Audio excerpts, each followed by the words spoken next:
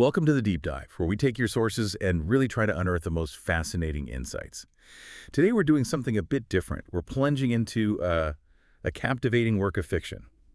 But we're not just here to tell a story. Our goal is to extract those, surprisingly universal human truths it illuminates. About navigating life's curveballs, confronting old fears, and, well, finding where you truly belong. Our mission is to find those practical, relatable nuggets that might resonate with your own experiences. Indeed. And this kind of deep dive into a fictional narrative, it's actually a powerful reminder that life rarely follows a predictable script. Sometimes our greatest growth truly emerges from the most unexpected circumstances. We'll be exploring how deep-seated fears and past hurts can subtly yet powerfully influence our present choices, and how that journey of personal growth ultimately paves the way for a more fulfilling future. Okay, so let's open the book, so to speak. Have you ever had life throw you a curveball so fast, so unexpectedly, that your carefully laid plans just, well, evaporated? Oh, absolutely. Those moments when you realize everything you thought you knew, everything you were kind of building towards, is suddenly just irrelevant. It's a common human experience, that sudden reevaluation of everything. Life just shifts beneath your feet. It truly is. We all face those moments, big or small, where the ground shifts. And how we navigate that, the choices we make when faced with that kind of radical uncertainty, often defines us in really profound ways. It's those moments that truly test us, isn't it? Definitely. And today, we're delving into a narrative that explores exactly that, but in a very particular, surprising way. We're focusing on a woman unexpectedly thrust into motherhood. The tumultuous rekindling of a complicated past romance, and a profound journey of redefining what home and success truly mean for her. Our source for this deep dive is a work of fiction, a novel titled This Thing Called Love. Now, you might be thinking, fiction for a deep dive. Like, isn't that usually for, research papers or current events? Right, it seems a bit different. But the way its characters grapple with these universal human experiences, grief, responsibility, love, identity, career ambitions, it provides such rich insights and aha moments. It's almost like a psychological case study, really. That's a great way to put it, a case study. Yeah, it offers this, safe, relatable space to explore complex, emotional, and practical dilemmas without the direct stakes of real life.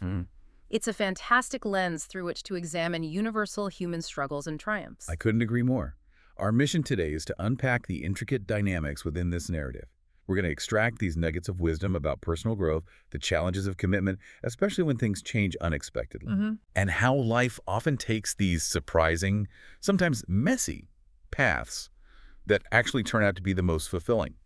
We'll explore the main characters' deep internal and external conflicts, their surprising vulnerabilities, and how they navigate this immense, life-altering change. It's quite the ride. It really is. So let's prepare to really immerse ourselves in this story. Okay. So, with that broader context, let's zoom in on Olivia herself, as the story immediately drops us into what can only be described as a full-blown personal crisis for her. The opening scene is just, wow. A masterclass in immediate, overwhelming chaos, isn't it? It really is. We meet Olivia Marks in a grocery store, stuck in a 12 items or less line, which right away tells you something about her, right? Yeah. Values, efficiency, order. Yes, exactly. Likes control. But crucially, she's there with a screaming 4-week-old baby niece, Annabelle, who is described as wailing as loud as an EMS vehicle. That image alone just screams distress. And that imagery of the EMS vehicle for a screaming baby, it just paints such a vivid picture, doesn't it? You can almost hear it. You really can. And the narration is so powerful because it explicitly states Olivia felt the same feeling bubbling up inside herself. It's that immediate internal mirroring of Annabelle's external panic. Right. It's not just the baby freaking out. Olivia's, too. So it's not just the external chaos, it's her own internal world starting to unravel right there in public. It truly is. And the public scrutiny is palpable. People cast accusatory looks, judging her, making her feel she doesn't belong here, back under the microscope lens of her small hometown. Oh, that hometown pressure. Exactly. It's a sudden, messy, and very public unraveling of her carefully constructed professional identity. Here she is, this high-achieving career woman from New York, used to control and competence. Totally in her element there. And now she can't even manage a simple grocery trip without a complete meltdown. And the practical struggles just pile on, don't they? It's not just the screaming. No, it gets worse. She's left the diaper bag in the car. Annabelle's diaper has leaked. Oh, the dreaded blowout. poo strewn all over the car seat and halfway up Annabelle's back, creating an awful smell on Olivia's hands and arms. Ugh, just the worst. The sheer mess, the feeling of being completely out of her depth. And that cowardly image the text mentions of just fleeing, setting the baby back down and running away, it perfectly highlights the raw, primal chaos of this unexpected responsibility. It really does. This isn't some theoretical problem for her. It's physically, emotionally, and very publicly challenging. It's a powerful illustration of what happens when your professional identity, where you're presumably in control, clashes with raw, primal, uncontrollable chaos. How do you respond when even basic tasks become Everest-level challenges? Exactly. This initial chaos immediately establishes the stakes and Olivia's profound sense of being ill-equipped not just for motherhood, but for a life she never anticipated. Makes you wonder, how often do we find our carefully honed skills completely irrelevant when life throws a curveball, forcing us to redefine what competent even means? It's a humbling thought. And that brings us directly into the weight of grief and this sudden guardianship that's been thrust upon her. The source material reveals the tragic backstory. Olivia's heart squeezed painfully, recalling the car accident What devastating. that claimed the lives of her sister Trish and brother-in-law Kevin instantly.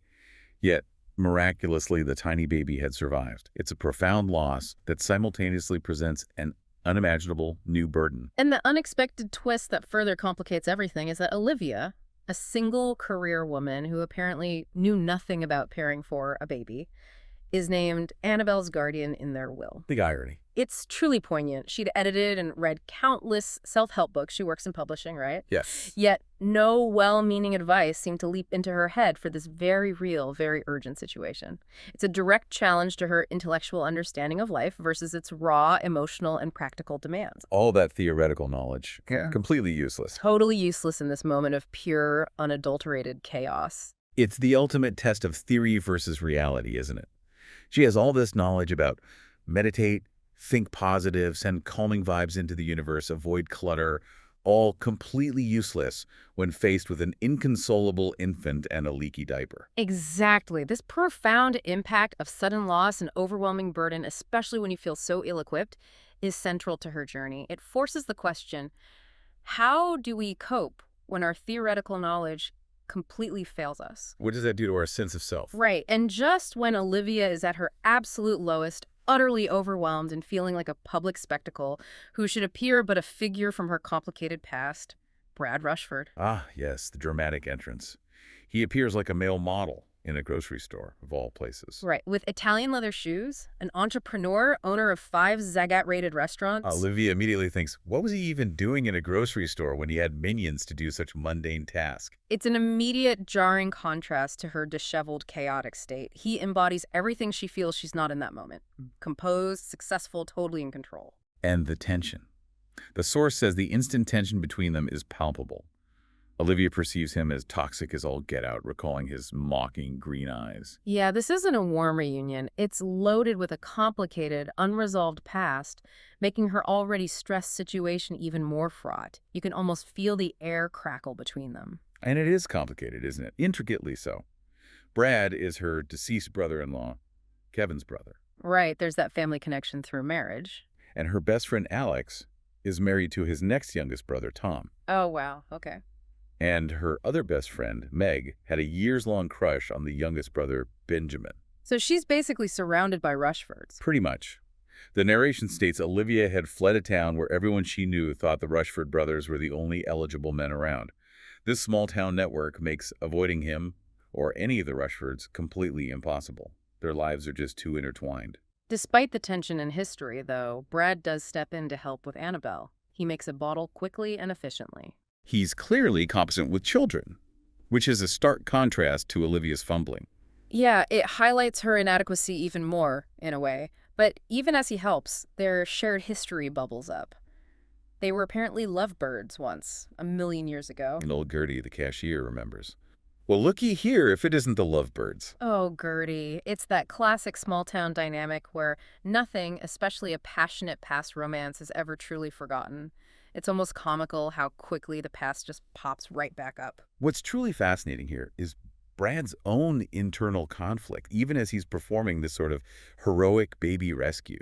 He admits Olivia always had possessed the power to get his hormones rolling. Uh-huh. The attraction is still there. He struggles to squelch the lust factor, recalling their fireworks, big, bold, technicolor ones from their youth. But then, But then, immediately following that, this deep-seated resentment surfaces as he thinks she'd left him once, and once was enough. there it is. It's a classic push-pull, isn't it? That undeniable physical and emotional pull from their past, battling against the profound hurt of feeling abandoned. It's a powerful internal battle. This isn't just about lingering attraction. It's about his guard immediately going up the moment that old vulnerability resurfaces. Absolutely. And it makes you wonder how much of his desire to help, yet also to maybe push her away or judge her, is driven by that internal tug of war. Is he trying to protect himself from being hurt again, even as he's drawn back in?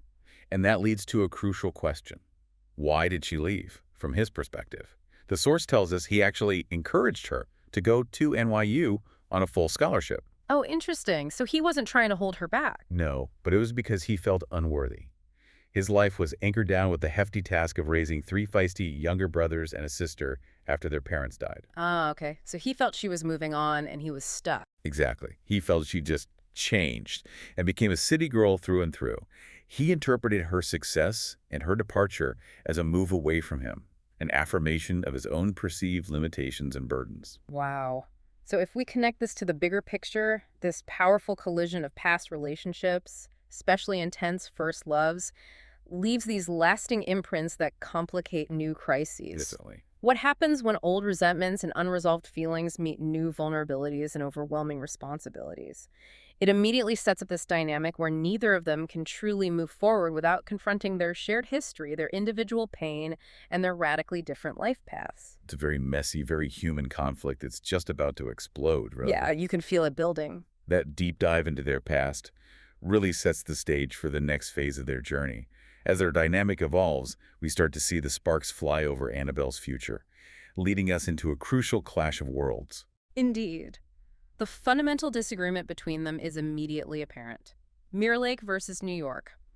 Brad explicitly questions Olivia's suitability as a single career-focused mother in New York City. His argument? He argues that Annabelle's whole family is here in Mirror Lake. For him, family and roots are paramount, which makes sense given his own experience raising his siblings. And Olivia, true to her fiercely independent and career-driven character, delivers an absolutely scathing feminist rebuttal. She really lets him have it. Oh, she does. She fiercely defends her career and her capacity to be a mother, telling him, if your idea of raising a child is for a mom to abandon her business suits for a red checkered apron and bake cherry pies all day long, you are living on sexist idiot planet number 9. Wow.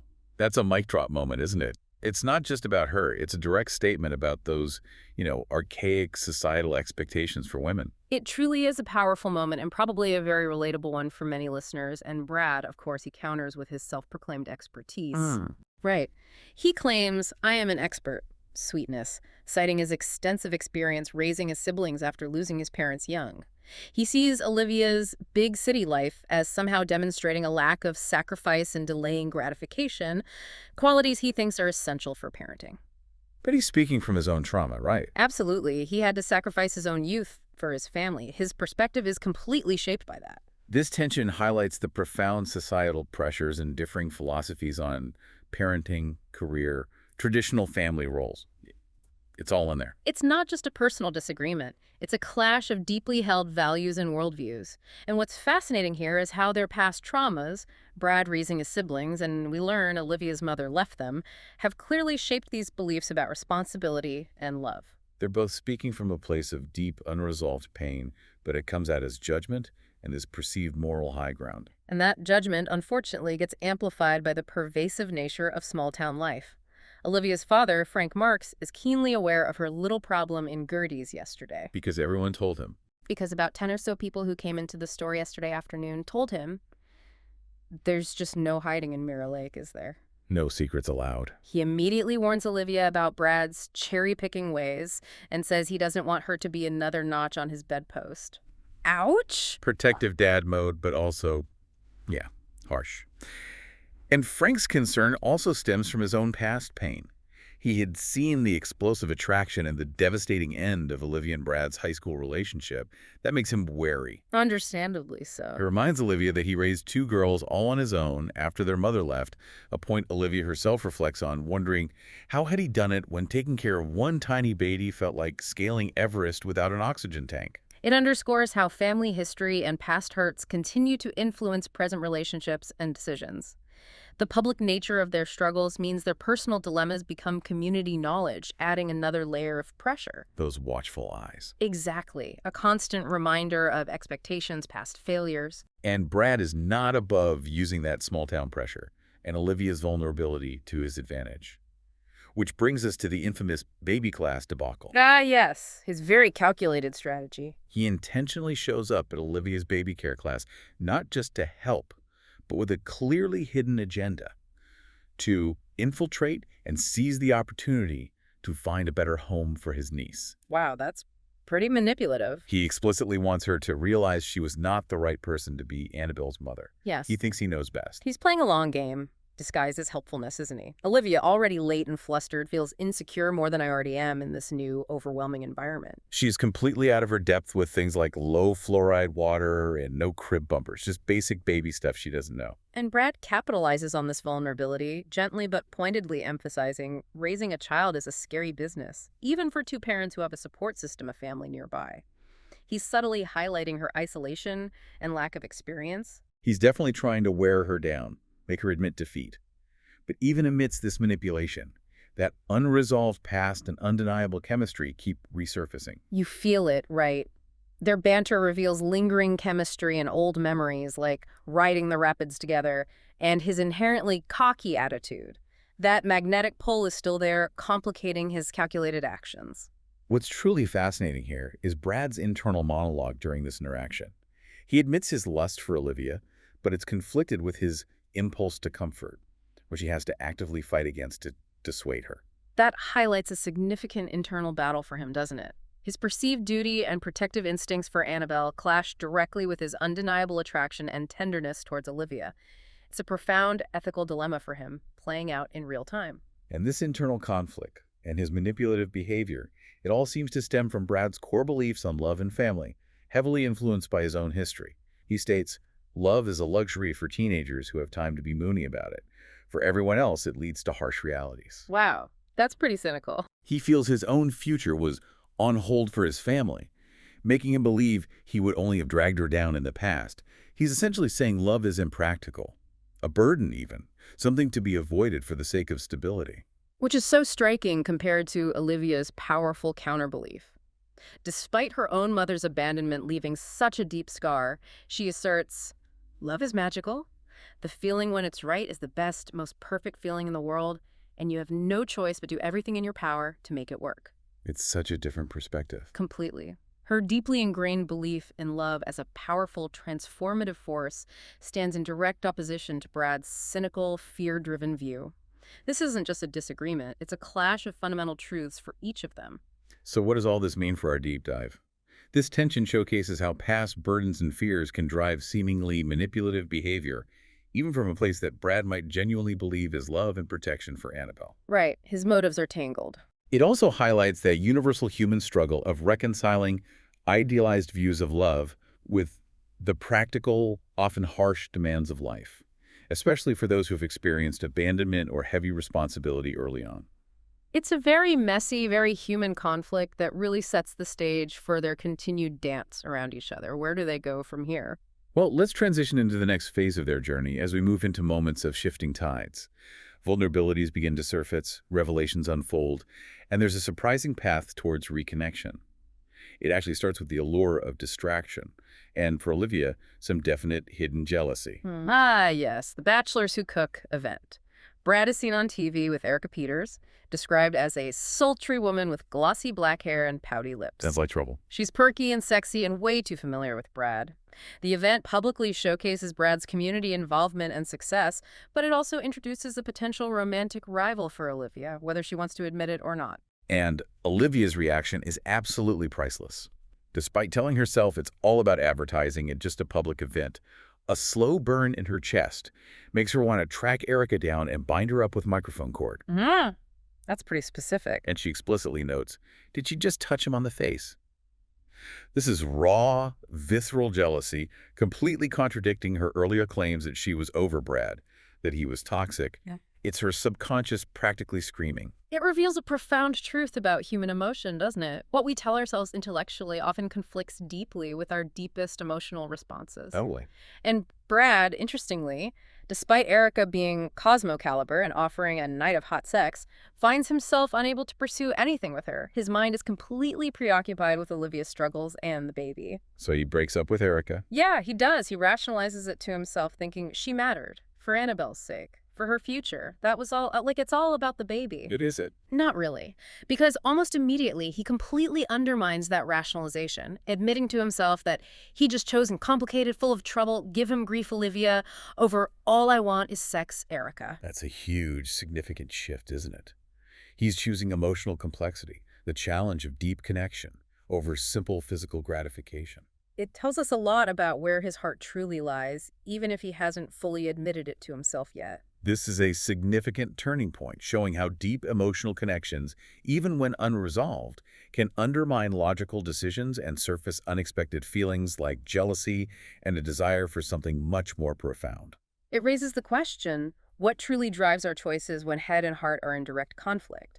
And for Brad, despite his earlier cynicism about love, the heart is clearly winning, even if he's still fighting it. This internal shift for Brad, this dawning realization, leads to a pivotal moment, the picnic and Brad's genuine apology.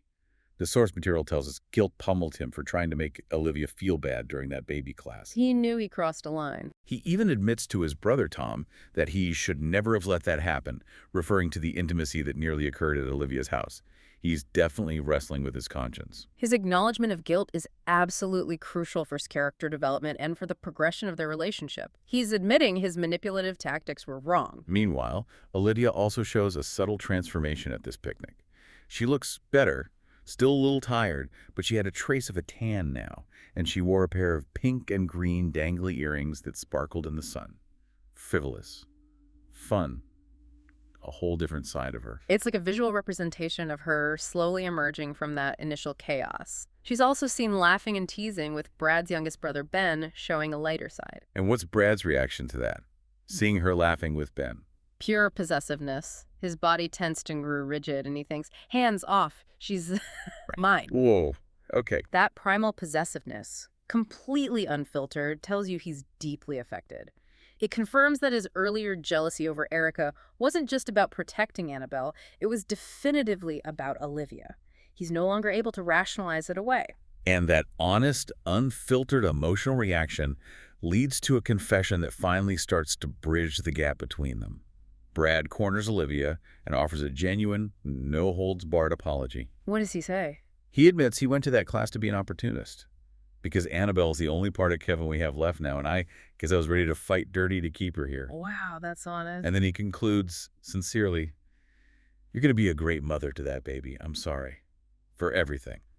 This is a moment of profound vulnerability for Brad, admitting his misjudgment and his fear. The power of a genuine apology, of truly acknowledging past wrongs, is transformative, isn't it? Absolutely. It's a moment where seeing another's vulnerability can disarm defensiveness and allow deeper, more honest feelings to surface, even amidst lingering tensions. It's a moment of truth they both needed. This moment of genuine vulnerability then allows for deeper revelations, particularly around Samantha's struggles and Brad's protective instincts. Olivia meets Samantha, Brad's youngest sister. The one he basically raised. Exactly. And she's upset about Brad writing me about everything. Samantha is struggling with college, incomplete grades, and a breakup with a deadbeat punk with a jewel in his nose. Oh, dear. Sounds familiar for Brad. It's a very familiar dynamic for him, who's been burdened by that parental role for years.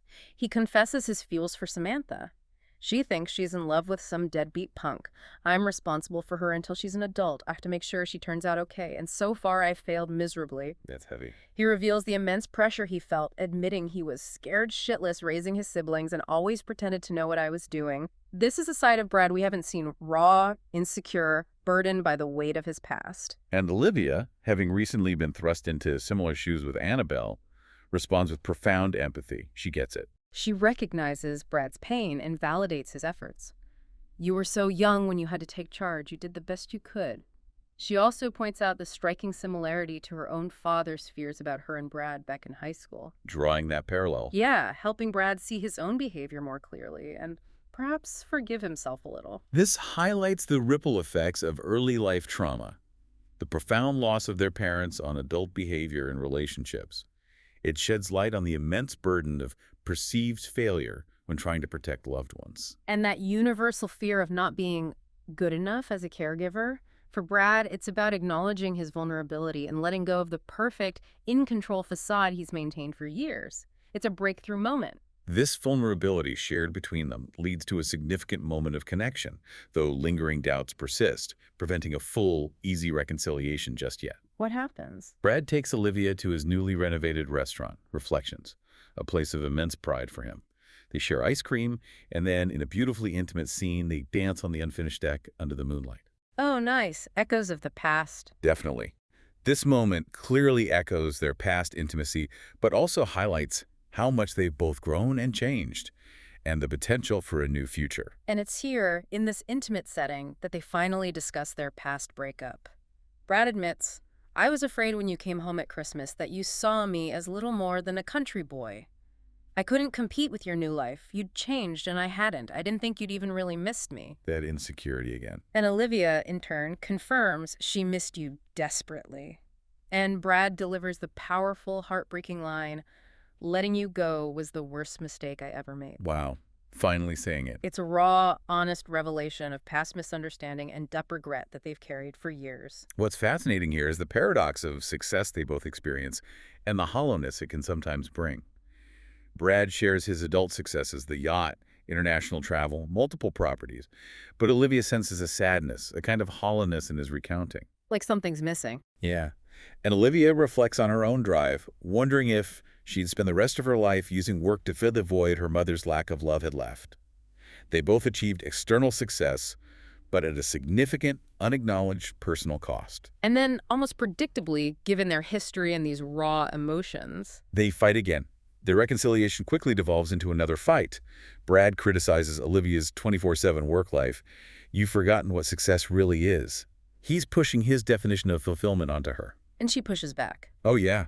Olivia lashes back, accusing him of using his freedom and work to avoid real relationships.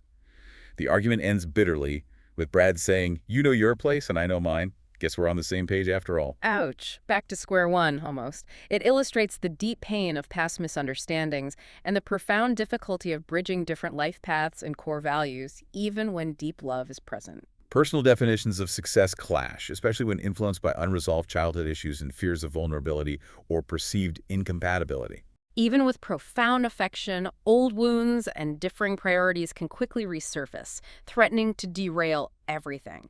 So close, yet so far. So after that intense fight on the deck, that bitter return to old patterns, we move into the next section of our deep dive. Confrontations and unforeseen turns. And things get even more dramatic, starting with a smoke detector and what the text calls a second first kiss. Yes, this scene is a true turning point, a moment where life-threatening stakes strip away all pretense. Brad, back at Olivia's house after their fight. He couldn't stay away. Exactly. He discovers her smoke detector chirping in a burning pot on the stove. She obliviously left it on and went to take a shower. Oh my God. He immediately springs into action, kicks in the door, climbs through a window, a true hero moment, very much in line with his jump in and help nature, but this time with much higher stakes. And for the woman he loves. Right. And the moment he finds her, safe but completely oblivious, everything just strips away. The shock of the near disaster leads to Brad confessing his true, unvarnished feelings. What does he say? He tells her, "I can't stop thinking about you. If anything would have happened to you or the baby, I could have lost you without ever telling you how special you are to me. That same magic I felt when I was 18, I feel it now, and I've never felt it with anyone but you." Wow. Full confession. And then he asserts, "I want you more than I've ever wanted anyone else, period." This is raw, unvarnished emotion from a man who has been so guarded for so long. And Olivia, how does she react? She, in turn, reciprocates that profound vulnerability. She admits her own fears. "I'm afraid of who I am without my job, of becoming my mother, discontented and unhappy in the suburbs." This is a huge revelation of her own deep-seated insecurity and trauma. She finally expresses her true desire, telling him she wants him to stay. This mutual laying bare of souls, prompted by a life-or-death situation, is incredibly profound. And just as their passion reignites with intense kisses and physical intimacy, described as needy and frantic and desperate, the culmination of years of unresolved longing, they get interrupted. Of course they do. By what? Annabelle's monitor starts squawking, and almost comically the fire department arrives, alerted by the smoke alarm Brad set off getting in. Terrible timing, but maybe necessary. It prevents them from fully losing themselves in the moment and forces them back to their immediate responsibilities, grounding their passion and their new reality.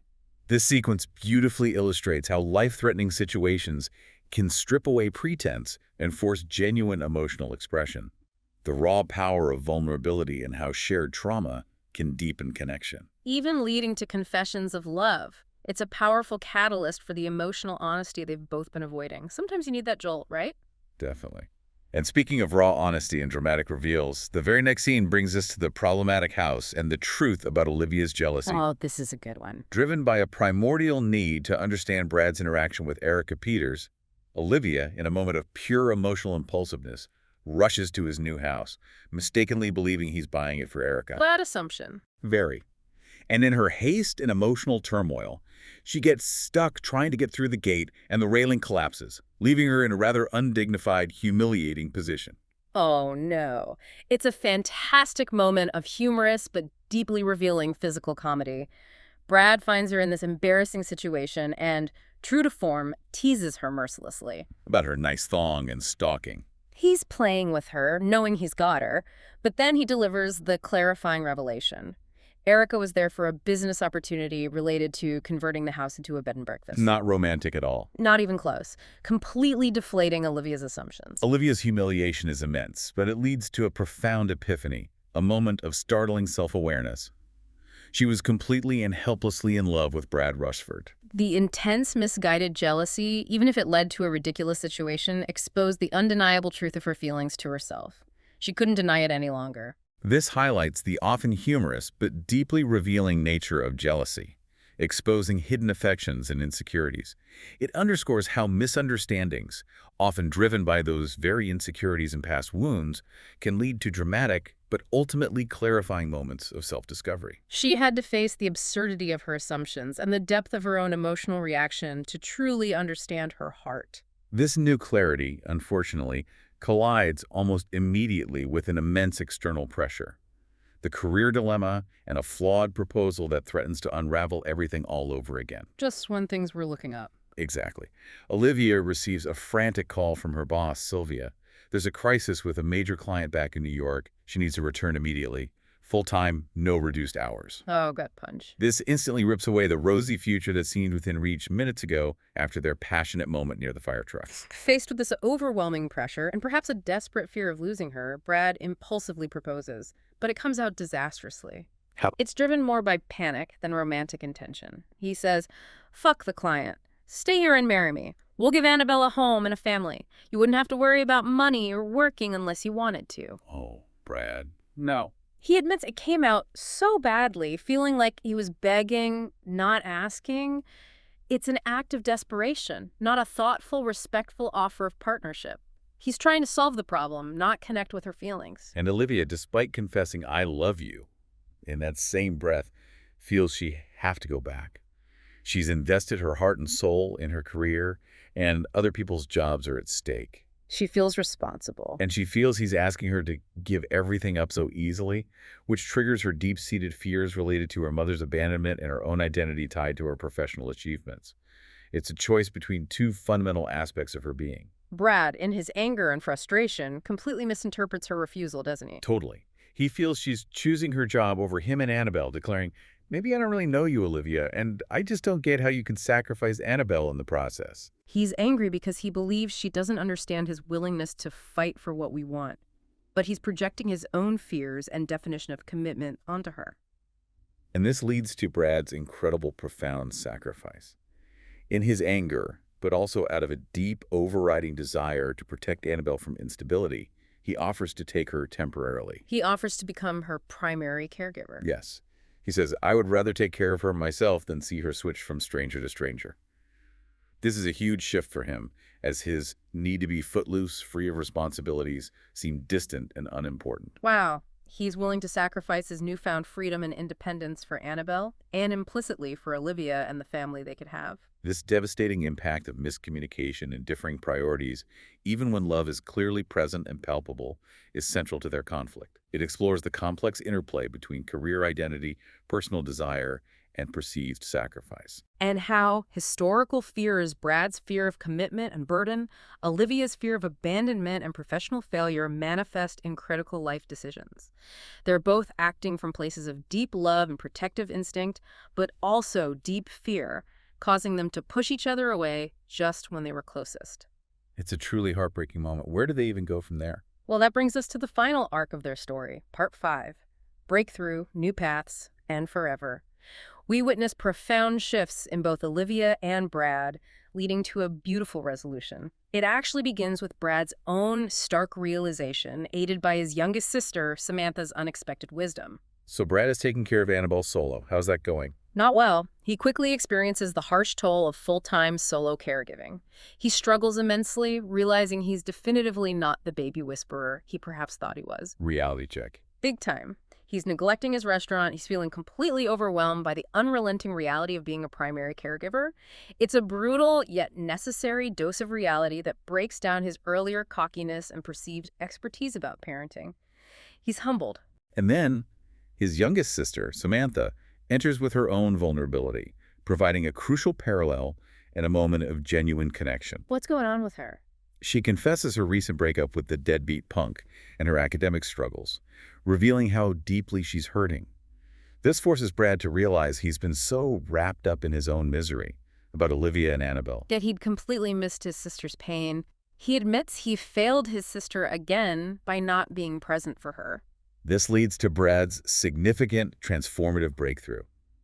He finally understands how his own fears and past burdens, particularly the responsibility he took on so young, have shaped his parenting style, and crucially, his relationship with Olivia. What does he realize? He realizes profoundly that when you really love somebody, you stick with them through thick and thin, and you'll do anything not to let that person go.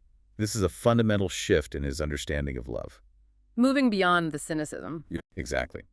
He then apologizes to Samantha for being too hard on her and for having pretended to know what I was doing when raising them. This admission of his own fear and pretense, especially to his sister, is massive for his growth. And Samantha, with a simple but powerful insight, cuts through all of Brad's previous rationalizations and directly addresses the core misunderstanding between him and Olivia. What does she say? The line that clarifies everything. She accurately observes about Olivia, maybe she thought you were asking her for Annabelle's sake, not for her. Boom. That one line illuminates everything that went wrong in his desperate proposal. It wasn't about her. Exactly. This is the transformative power of self-reflection and candid conversations. Facing personal fears, admitting vulnerabilities, and truly listening to feedback can lead to profound growth and a complete redefinition of what love and responsibility truly entail. Brad moves from a place of fear-driven control and perceived duty to one of genuine understanding, empathy, and unconditional love. Okay, so Brad's having a breakthrough. What about Olivia? Let's turn to Olivia's parallel epiphany and bold, decisive action. She's in the Hamptons with her boss, Ryan Connor, and his partner, Julian.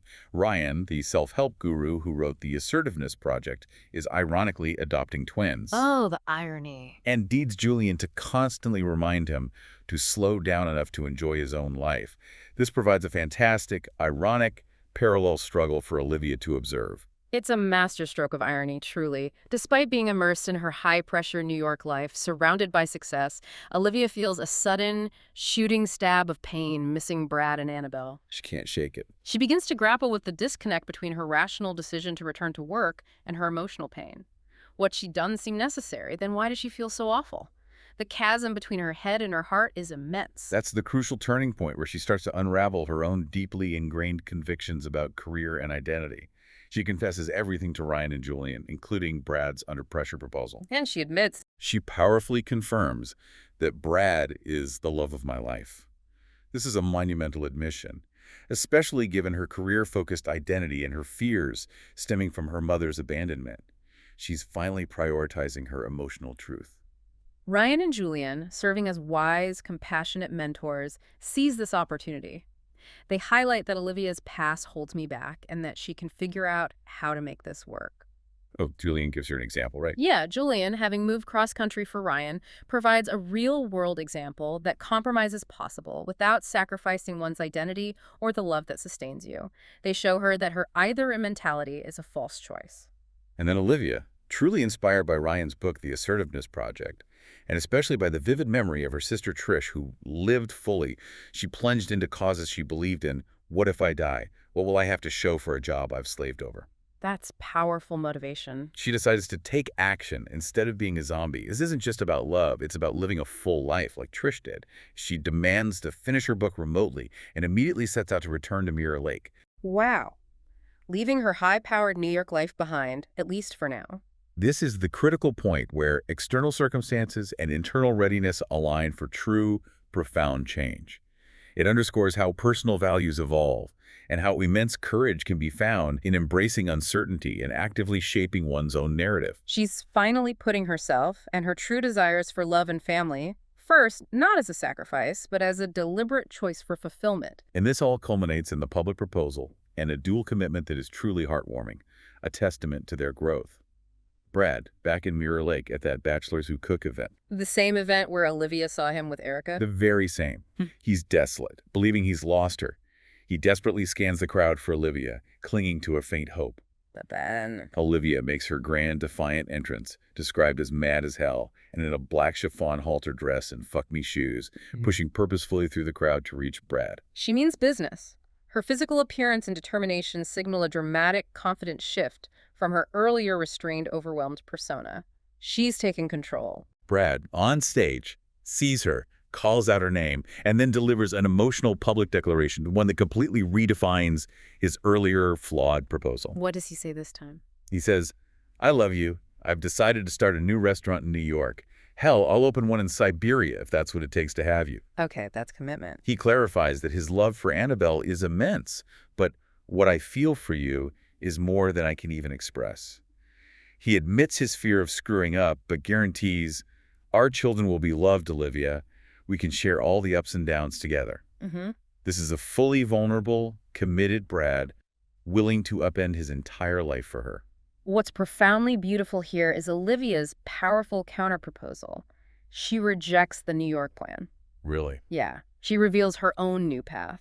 I've decided to do something a little different. I was thinking I could write a self-help book for sudden parents. She's found her own way to integrate her career with her new life. So she's not giving up her work? No, she's reshaping it. She states she wants to live right here in Mirror Lake with our family and friends. She's not asking him to compromise alone. She's found her own solution that aligns with her values and new identity. This leads to Brad dropping to one knee again, this time truly present and without desperation, a genuine heartfelt gesture, and asking, marry me, Olivia. And she accepts. She accepts, to the cheers of the crowd. It's a moment of true mutual vulnerability, mutual sacrifice, and a shared vision for a future that neither of them could have initially imagined. It's a powerful testament to finding new definitions of love and success. And finally, as the story closes, we get to witness a family's love and new beginnings, truly coming full circle. Olivia later, reading old emails on Trish and Kevin's computer. Find something important. Yes, she discovers the true reason she was named Annabelle's guardian.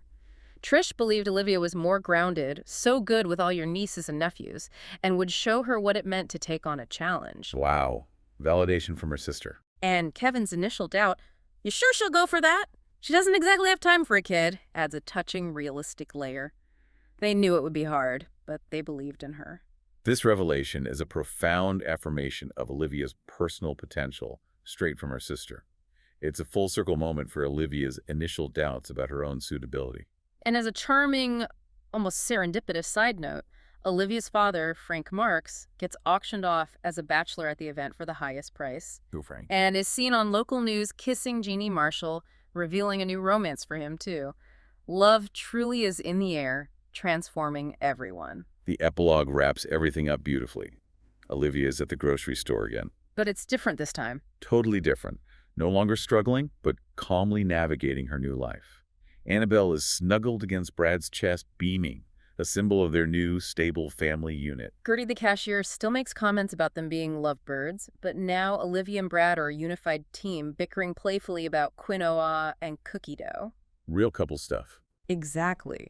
Brad reveals he bought Olivia's dream house, a fixer-upper they can work on together, and they envision all her other brothers and sisters, hinting at future children. This highlights the profound affirmation of personal potential and the circular nature of life, where past pains, perceived failures, and unexpected burdens can be transformed into present joys and fulfilling new beginnings. It shows how family bonds strengthen through shared experience and how even small towns can offer big opportunities for love, fulfillment, and a completely redefined sense of success. When one dares to embrace change and vulnerability, it's a wonderful depiction of life truly lived, not just endured. So wrapping this up, what did we really learn from Olivia and Brad's incredible journey in this thing called love? Well, we've definitely seen how unexpected life events can truly force us to confront our deepest fears and fundamentally redefine our identities. That much is clear. Absolutely. And we explored the complexities of balancing ambitious careers with deeply personal desires and newfound family responsibilities. That constant push and pull. Most importantly, I think, we witnessed how honest communication, radical vulnerability, and a genuine willingness to compromise, even when it feels like a profound sacrifice, at first, can transform past hurts. And create a future far richer and more fulfilling than either character originally imagined. It's about being truly present, adaptable, and open to life's unexpected gifts, right? The so what here seems pretty clear, doesn't it? This deep dive reminds us that success isn't always what we initially define it to be, and certainly not what society often dictates. Yeah, it's much more personal. Sometimes it's about embracing the messy, unpredictable parts of life, finding strength in vulnerability, and building a foundation of love and support, not just, professional achievement. It's about who you become through the struggle and who you choose to build a life with. That seems key. Which brings us to a question for you, our listener. In your own life, what unexpected detours or hidden conflicts might be holding you back from a love, a life, or maybe a definition of success you never dared to truly consider? What profound truth might be revealed if you dared to look, just like Olivia and Brad ultimately did, and found the courage to embrace the unexpected? Something to think about. Definitely food for thought. We hope this deep dive offered you some fresh perspectives and perhaps inspired you to look for the hidden possibilities in your own unexpected turns. Until next time, keep diving deep.